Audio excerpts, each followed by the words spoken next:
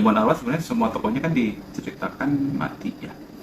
Mati itu dalam arti dia sebenarnya menyerahkan atau diambil eh, nyawanya gitu, arwahnya oleh si Doro atau si eh, monsternya yang di situ Doro. Tapi mereka nggak mati dalam hal apa ya, tokohnya gitu. Maksudnya mereka terus kemudian dikeluarkan lagi oleh Doro untuk nyebar ke dunia, kecuali satu.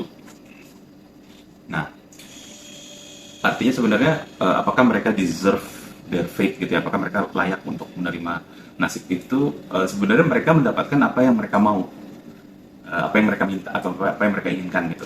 Tapi mendapatkan apa yang mereka inginkan artinya mereka harus membayar. Nah, bayaran utamanya selain dari apa yang mereka lakukan juga ya jiwanya mereka. Jadi mereka menjadi apa istilahnya, bonekanya lah gitu, bonekanya Doro di dunia gitu. Baca ya tergantung pembaca, sebenarnya pembaca bebas menerjemahkan, memahami siapa yang sebenarnya jahat di novel ini. Saya sendiri merasa ya hampir semua orang di dalam cerita ini memang tidak ada yang suci gitu. Semua punya niat jahatnya masing-masing. Jahat dalam arti eh, dia tidak tidak memikirkan orang lain, atau dia hanya memikirkan kepentingan dan keinginannya sendiri dan mengejar itu. Jahat dalam arti itu ya, minimalnya itu. Sehingga semua orang punya itu, jadi semuanya kalau dari sudut pandang itu semuanya jahat, semuanya punya, bukan jahat tapi punya kesalahannya masing-masing. Semua orang di situ punya kesalahannya dan mereka harus berhadapan dengan kesalahan-kesalahan. Termasuk si Jay ya, kalau yang udah baca gitu ya. Jay itu kan selfish juga gitu ya. Alasan dia untuk pertama kali dia menemui Doro itu kan juga ada alasan yang berpusat pada dirinya juga gitu loh, berputar pada keinginannya dia udah merasa nggak sanggup lagi ngebantuin kakaknya, dia merasa hidup ini udah nggak ada apa-apa buat dia tidak mempedulikan bahwa ada orang yang masih bergantung sama dia, bahwa ada orang yang masih membutuhkan dia hanya apa namanya terjebak pada pikirannya sendiri sehingga dia melakukan itu.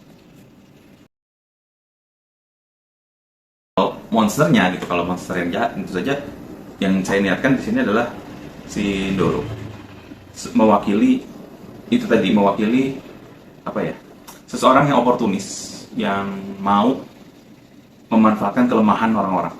Jadi semua orang-orang yang punya keinginan yang apa namanya istilahnya, keinginan yang deepest darkest desire kayak gitu, itu kan kelemahan buat mereka sebenarnya. Terutama buat Doro, dia memanfaatkan itu dan dia mau melakukan itu. Dia oportunis gitu, dia narsistik, dia hanya memikirkan dirinya, dia hanya ingin memanfaatkan orang-orang yang seperti itu untuk mendapatkan kekuatan buat dia.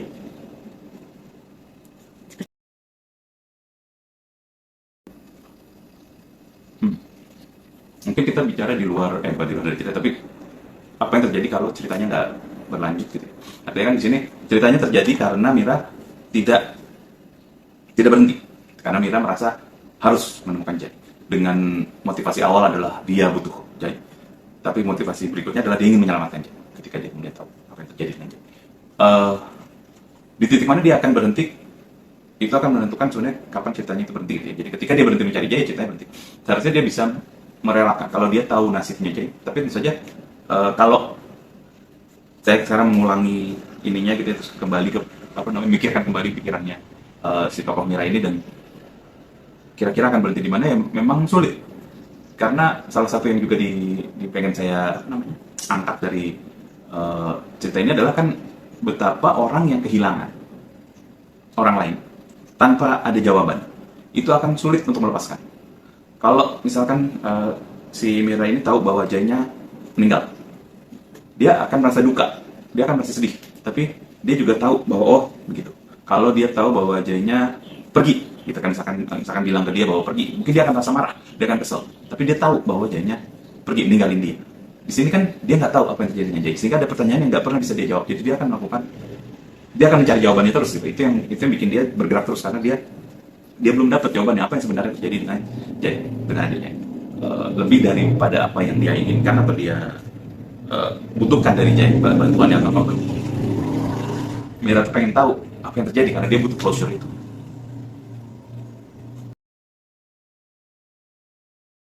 Mungkin yang paling mahal adalah dalam konteks tadi itu, ketika dia harus memilih antara dua keinginan, atau ya dua keinginan lah gitu. Ada dua hal yang dia inginkan, misalkan dia ingin keluarganya hidup bahagia, tapi dia juga ingin jadi kaya raya. Ternyata harganya untuk menjadi kaya raya adalah keluarganya tidak bahagia. Jadi dia sebenarnya mengorbankan keinginan yang satu untuk keinginan yang lain. Itu yang menjadi paling mahal dalam konteks cerita gitu ya. Karena dia harus memilih. Ketika dia harus memilih itulah si tokoh ini dihadapkan pada dilema yang bisa sangat seru lah, sangat dramatis.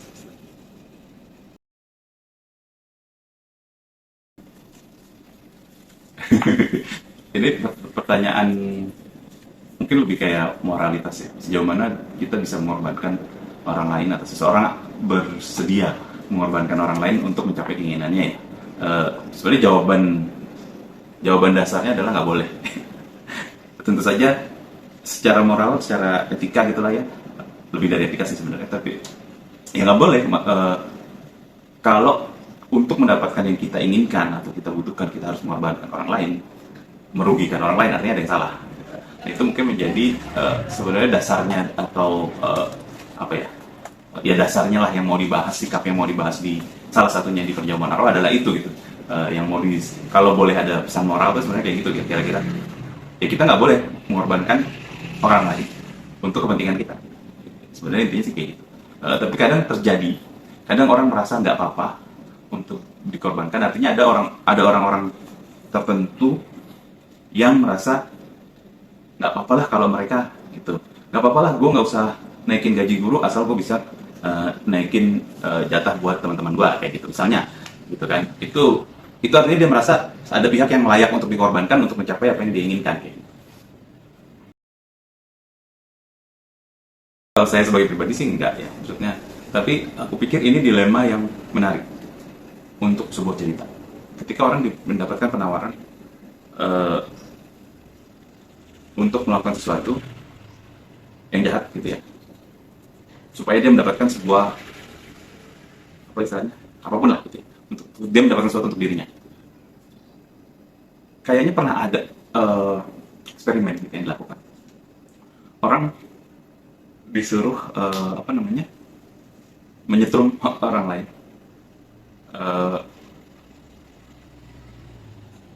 Jadi dia disuruh nyetrum orang.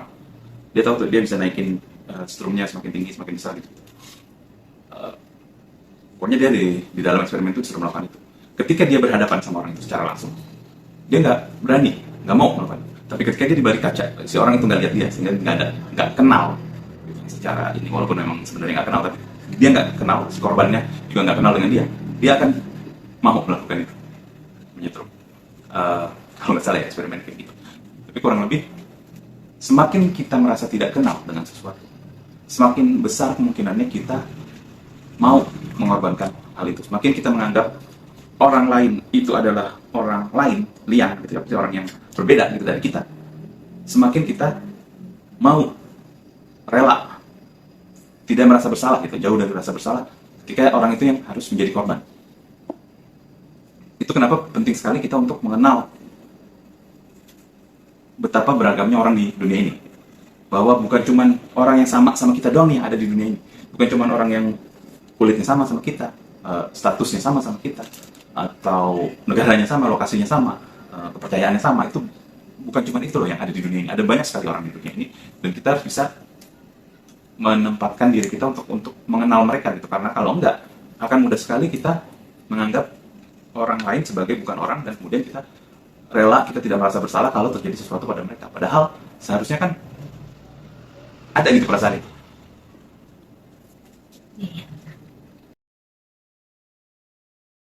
Ada beberapa hal yang saya paling terdorong atau penasaran lah ya, sebagai penulisnya pun penasaran, pengen banget menuliskannya, adalah ceritanya si Samu dan keluarganya.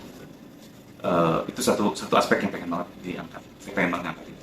Kemudian juga ya tokoh-tokoh lain yang hadir di perjamuan itu, masing-masing itu pengen dikembangin, yang bisa dikembangin.